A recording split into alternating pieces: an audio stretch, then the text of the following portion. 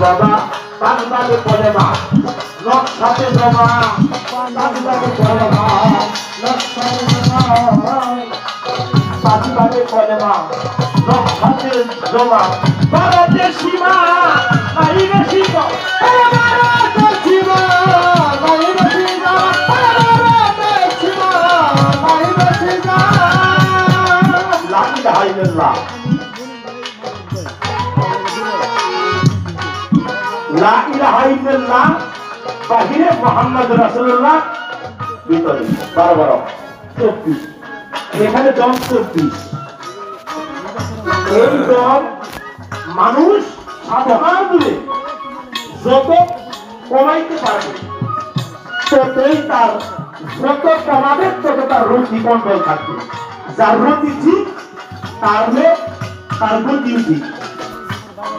যার ঠিক আছে রুচি সেই পায়খানা রুচি ঠিক না হলে কখনো কলেমা আসতে না যাবে না তাই এই 12 যত কমাইতে পারো এই 12 সাধনার মাধ্যমে যত কমাইতেই পারো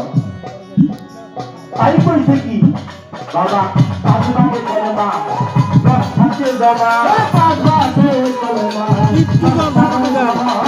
পাঁচবারে কলেমা 10 হাতে জমা ভারতে সীমা নাই বেশি কম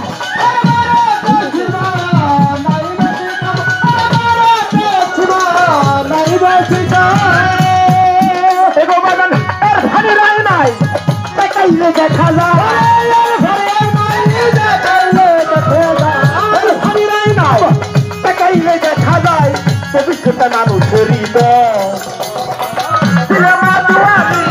আছে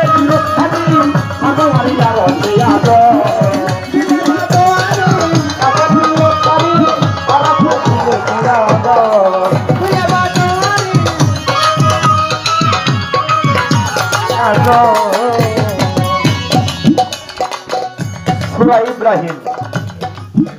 খুব লক্ষ্য করবে আমি জানি তো সূরা ইব্রাহিমের মধ্যে বলা আছে যে কলেমাটা বৃক্ষ সদৃশ্য এই কলেমাতে মৌসুমী ফল দেয় আচ্ছা মৌসুমী ফল কি এটা অবিরত এটা কোনো সিজন নাই এটা আধ্যাত্মিক জগতের মানুষ যারা তারা এটা বৃক্ষ হলো মা লা হলো মা এরা হলো বাবা বাবা মার মাধ্যমে যে ফল উৎপত্তি হয় এটাকে বলা হয় মৌসুমী ফল এই কলেমার গাছ থেকে যে ফলটা আসবে এটা হলো মৌসুমী ফল কলেমা চিনতে হবে তো তাই সাধক বলছে কি ওটাই কলেমার শুরুতে প্রকাশিল যাতে কলেমার শুরুতে প্রকাশিল যাতে কলেমার শুরুতে প্রকাশিল যাতে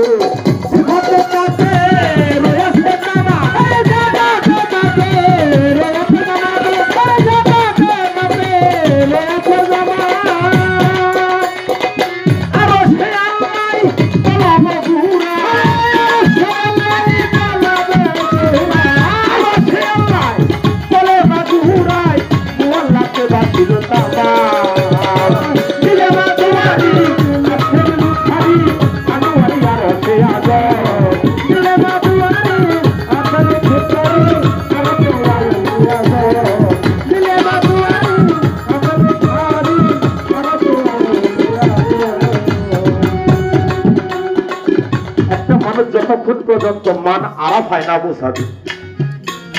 ততক্ষণ পর্যন্ত এই কলেমা চেনা যাবে মানারা ফানাফসাহু ফাকাদারা ফারাফসাহু